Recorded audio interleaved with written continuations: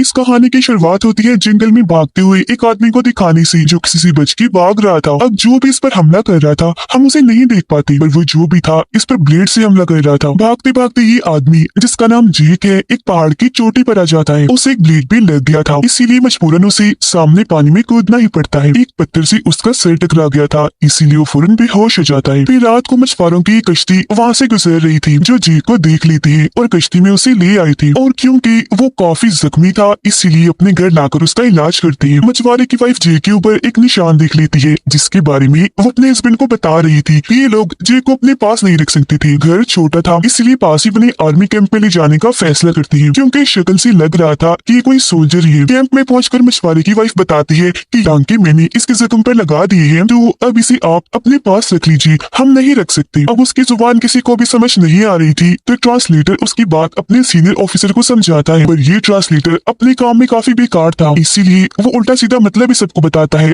जो किसी को भी समझ नहीं आती। और वो औरत अपनी जुबान में समझाती है कि हर 6 साल के बाद मंदिर में एक डेथ वॉरियर यानी मौत का योद्धा आता है जो किसी को नहीं छोड़ता, इसीलिए सब मरने वाले हैं। पर जेक को यही छोड़ने के बाद ही औरत वापिस अपने घर आ जाती है। फिर जब उसे होश आती है तो एक ऑफिसर उससे पूछताछ करने के लिए आई थी, यानी कि वो कौन है और उसका क्या मकसद है। पर जेक को कुछ भी याद नहीं था, यहाँ तक कि अपना नाम भी नहीं। ऑफिसर कहती है कि हमने तुम्हारी तस्वीरें और उंगलियों के निशान ले लिए और अब जल्दी हम ये पता लगवा लेंगे कि तुम कौन हो, तुम्हारा डेटा बेस पर भेज दिया गया है। ऑफिसर उसे एक डिवाइस दिखाती है, साथ ही ये भी बताती है कि ये हमें तुम्हारे पास से मिली थी। जी को उस डिवाइस के बारे में भी कुछ याद नहीं आ रहा था, वो बस इतना कहता है कि मेरे ख्याल से इस डिवाइस को ये पता लगवाने के लिए इस्तेमाल किया जाता है कि किसी जगह पर शुआएं और गैसेस है या नहीं और मेरा बाकी सामान किधर है। ये सुनकर ऑफिसर को उस पर शक होने लगता है कि जरूर ये कुछ छुपा रहा है और बस कुछ याद ना आने का ड्रामा कर रहा है। तो इसीलिए सीनियर ऑफिसर को गुस्सा आ गया था। वो जी को कहता है कि मेरे ख्याल से तुम ऐसे प्यार से अपना मुंह नहीं खोलोगी, हमें दूसरा रास्ता इख्तियार करना पड़ेगा। दरअसल ये उसे मानकर मुंह खुलवाना चाहती थी और अब एक ऑफिसर जैसे उसे मारने लगता है तो जेक उसे पकड़ लेता है, गोली से उस पर हमला करके उसे नीचे गिरा देता है। जिसके बाद एक और ऑफिसर जैसे उसे मारने के लिए आगे बढ़ता है, जेक उसे भी टांग से मारकर गिरा देता है। बड़े ही अलग अंदाज में वो सबको मारता जा रहा था। बेशक उसे कुछ याद नहीं था पर अपनी लड़ने के सारे स्टाइल याद थे, इसलिए वहाँ का कोई भी सोल्जर उसके सामने टिक नहीं पा रहा था। तभी यहाँ वो ऑफिसर आती है, बाकी को तो जेक ने ढेर कर दिया था पर वह चुपके से उसे इंजेक्शन लगा देती है जिससे वो भी होश हो जाता है। होश आने पर ऑफिसर उसे दोबारा वही सवाल करती है कि तुम कौन हो, तुम्हारा मकसद क्या है, तुम कोई जासूस तो नहीं। तब जेक कहता है कि मुझे सिर्फ इतना याद है कि कुछ मछुआरों ने मेरी जान बचाई थी, पर मैं वहाँ पहुंचा कैसे ये मुझे नहीं याद आ रहा। बस मैं इतना जानता हूँ कि वो बहुत ताकतवर है, हम सबको मार डालेगा। जो सुनकर ऑफिसर काफी हैरान रह गई थी। वो जेक को बाहर लेकर जाती है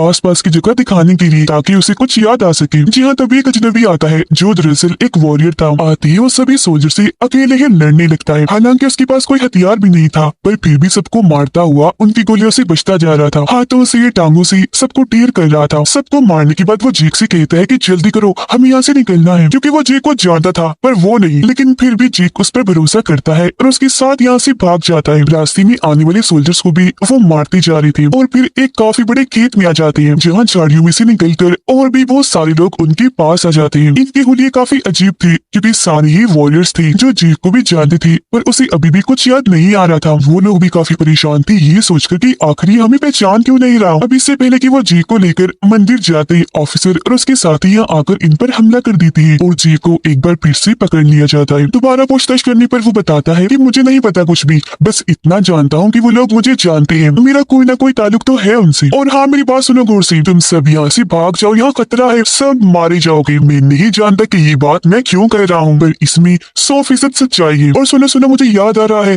कि मैं जंगल में भाग रहा था किसी से बचकर। उसकी ये बात सुनकर ऑफिसर जेक और अपने सोल्जर्स के साथ जंगल में जाती है छानबीन करने के लिए, जहाँ पर जेक को कुछ याद आने लगता है। लेकिन इससे पहले कि वो सारी बात समझ पाता तभी सोल्जर्स पर ब्लेड से हमला होने लगता है। लगातार जिस तरफ से ब्लेड आ रही थी ये उस तरफ ही गोलियां चलाने लगती हैं। इन्हें अंदाजा नहीं हो रहा था कि दुश्मन कहाँ बैठकर इन पर हमला कर रहा है, इसीलिए कुछ सोल्जर्स तो मारे जाते हैं जबकि कुछ अपनी जान बचाकर यहाँ से भाग गए थे।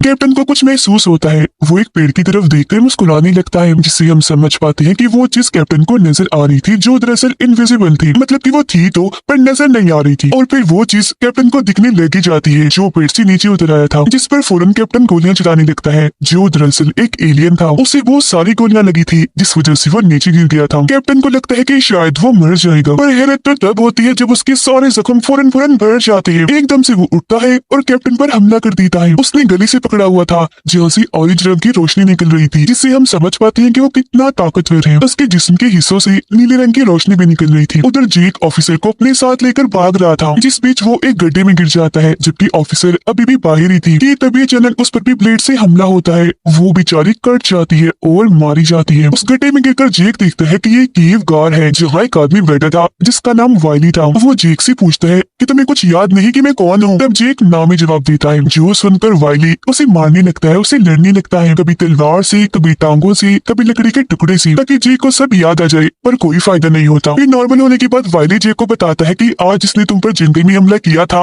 वो असल में एक एलियन है जो दूसरे प्लेनेट सियारे से आया है। उसे डेथ वॉरियर यानी मौत के योद्धा के नाम से भी जाना जाता है। जमीन पर आने का उसका मकसद बस एक ही है, दुनिया और इंसानियत को तबाह करना, और अब तुम्हें उसे खत्म करना होगा, क्योंकि एक वॉरियर ही वॉरियर को मार सकता है, हरा सकता है। और जेक तुम ही हमारे वॉरियर हो। उनकी बात के साथ ही यहाँ उनके बाकी साथी भी आ जाते हैं जो जेक को मंदिर ले जा रहे थे, जहाँ जेक की मुलाकात एक फीमेल वॉरियर से भी होती है जो उसकी दोस्त थी, पर जेक को वो भी याद नहीं थी। फिर वाइली जेक को एक दीवार पर बनी गोल शक्ल के पास लाता है और बताता है कि हर 6 साल के बाद जमीन के पास से एक प्लेनेट सियारा गुजरता है, और जब भी ऐसा होता है उस दुनिया का एक पोर्टल रास्ता खुल जाता है, जिस रास्ते के जरिए वो एलियन यानी डेथ वॉरियर हमारी दुनिया में आ जाता है। और वो रास्ता यही गोल शक्ल वाला है। उस एलियन को कोई आम इंसान नहीं हरा सकता, क्योंकि वो बहुत ही खतरनाक ताकतवर होता है। उसे हराने के लिए सदियों से मंदिर के गुरु लोगों को लड़ना सिखाते हैं, उन्हें वॉरियर बनाते हैं। अगर एक इंसानी योद्धा उसे ना हरा पाया तो वो एलियन योद्धा इस पूरी दुनिया को खत्म कर देगा। और अब जी तुम ही हमारी आखिरी उम्मीद हो, कैसे भी करके तुम्हें उस एलियन वॉरियर को हराना ही होगा। जेक ये सारी बातें सुन तो रहा था पर हैरान था, लेकिन अब तक वो ये समझ गया था कि मैं इन सब लोगों के लिए बहुत खास हूँ। अब उसे भी वही कपड़े पहनाए जाते हैं जो बाकी वॉरियर्स ने पहने हुए थे। ये कोई आम कपड़े नहीं थे, बल्कि इनमें ऐसी खास टेक्नोलॉजी का इस्तेमाल किया गया था जिससे एलियन इन्हें नहीं देख सकता था। मतलब जैसे वो इन्हें इनविजिबल नजर आता है, ये भी उसकी तरह इनविजिबल होने की ताकत रखते हैं। जिसके बाद ये लोग अपने मिशन यानी एलियन को ढूंढने के लिए निकल जाते हैं। रास्ते में एक वॉरियर जेक को आसमान में वो प्लेनेट दिखाता है और बता रहा था कि यही उस एलियन का प्लेनेट है, घर है, जो 6 साल के बाद आ गया है। लेकिन इससे पहले कि ये यहाँ से जाए, हमें एलियन को पकड़ के या तो खत्म करना होगा या प्लेनेट की उस रास्ते से वापस भेजना होगा जो मंदिर में है, क्योंकि अगर प्लेनेट यहाँ से चला गया तो वो दरवाजा 6 सालों के लिए बंद हो जाएगा, जिसके बाद एलियन को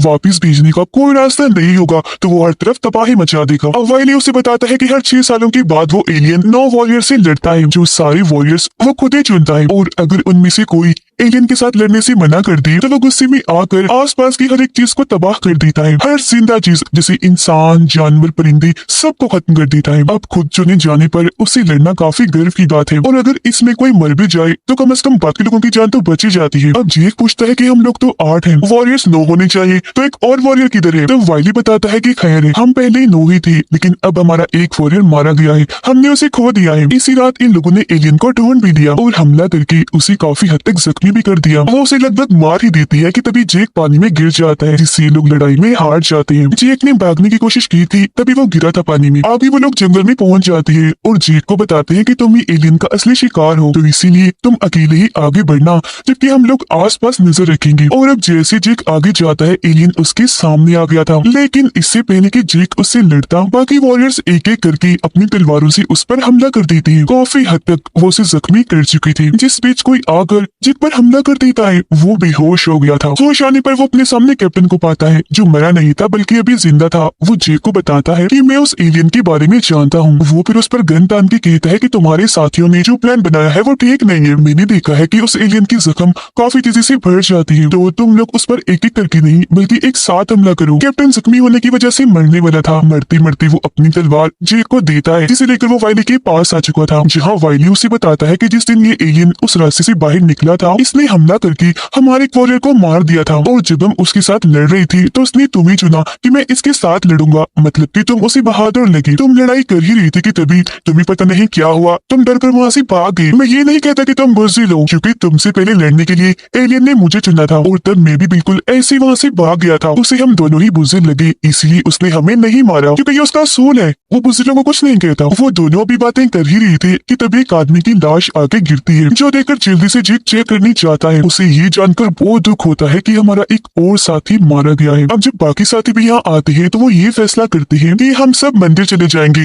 और वही एलियन से लड़ेंगे, क्योंकि अब प्लेनेट का वो रास्ता मंदिर वाले रास्ते से मिलने वाला था। अब ये लोग खुद भी वहाँ पहुँच गए थे और एलियन को भी वहाँ आने पर मजबूर कर देते हैं। उसके आते ही एक साथ ही उस पर हमला कर देते हैं। कभी तलवारों से लड़ रही थी तो कभी किक्स टांगे मार के, पर एक साथ लड़ने के बावजूद भी टिक नहीं पाते। वो अपनी और ताकत का इस्तेमाल करके उठा के इन्हें दूर फेंकता जा रहा था। जब जेक ये देखता है तो दोबारा वहाँ से भागने की कोशिश करता है, तो इसीलिए अब वाइली को ही एलियन का सामना करना पड़ता है। दोनों के बीच काफी देर तक जबरदस्त लड़ाई चलती रहती है। तलवारबाजी की बराबर के टक्कर दे रही थी एक दूसरे को, पर आखिर में एलियन ने खतरनाक वार करके वाइली को मार गिराता है। अब इन्हें में फीमेल वॉरियर जेक को भागने से रोकती है और बताती है कि असल में वाइली मेरी डैड थी, उन्होंने ही मुझे लड़ना सिखाया और वॉरियर बनाया, जो बताकर वो दुखी होकर रोने लगती है। उसकी बातें सुनकर जेक को भी काफी दुख होता है, इसीलिए वो फैसला करता है कि अब मैं एलियन से नहीं भागूंगा बल्कि उसका सामना करूंगा। तभी इधर एक सोल्जर कुछ मछुआरों के साथ आता है जो कुछ बॉम्ब्स भी लाया था। वाइली की बेटी यानी वॉरियर लड़ाई में जख्मी हो गई थी, इसीलिए मछुआरे की वाइफ उसका इलाज करती है। और तभी इधर आ जाता है वो एलियन, जो आते ही पहले अपने बाजू वाले गन और बाद में ब्लेड से इन पर हमला कर देता है। उसे देखकर सब अपनी जान बचाने के लिए चुप गई थी, पर मछुआरे की वाइफ को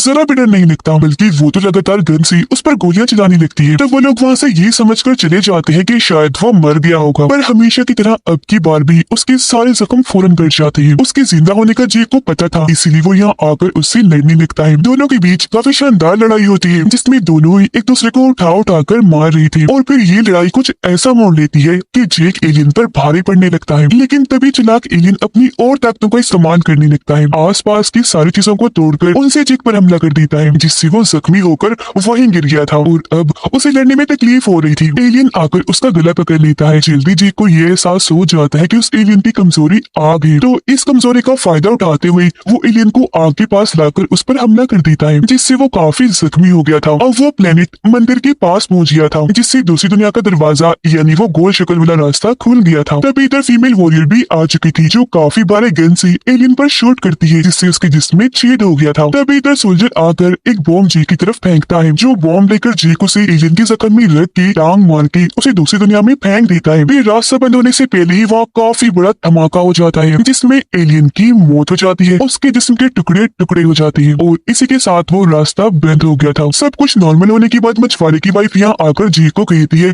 कि तुम ही असली वॉरियर हो, वाह तुम बहुत बहादुर हो। अब जाते जाते वो सोल्जर पोर्टल की तरफ देखकर कहता है बाय बाय एलियन, अगले 6 सालों में मिलेंगे, जिसका मतलब था कि अगर कोई और एलियन होगा तो वो भी जरूर आएगा दुनिया को मिटाने के लिए। और इसी के साथ ये फिल्म इधर ही खत्म हो जाती है।